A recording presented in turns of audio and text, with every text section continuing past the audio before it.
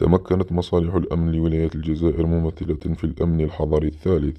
المنظر الجميل بوادي السمار المقاطعة الإدارية للحراش، وبالتنسيق مع الدرك الوطني لوادي السمار من توقيف المشتبه فيهم في تحطيم قطار ثنية آغا بالعاصمة.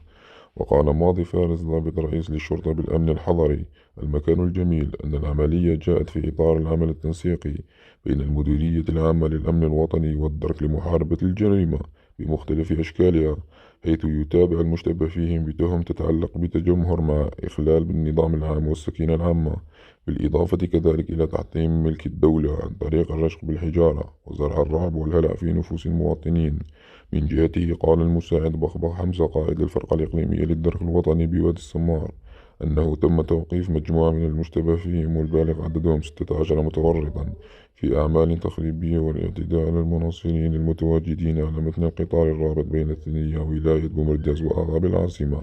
بعد مباراة اتحاد العاصمة وشباب الوزداد بملعب الدار البيضاء. كما أضاف ذات المتحدث أن المتورطين البالغ عددهم 16 شخصا تتراوح أعمارهم ما بين 15 إلى 46 سنة، ينحدرون من ولاية الجزائر العاصمة وهم مسبوقين قضائيا، حيث سيتم تقديمهم أمام الجهات القضائية بتهمة تكوين إصابة الأحياء، التحطيم العمدي لأملاك الدولة، الجرح والضرب بالأسلحة البيضاء والسرقة.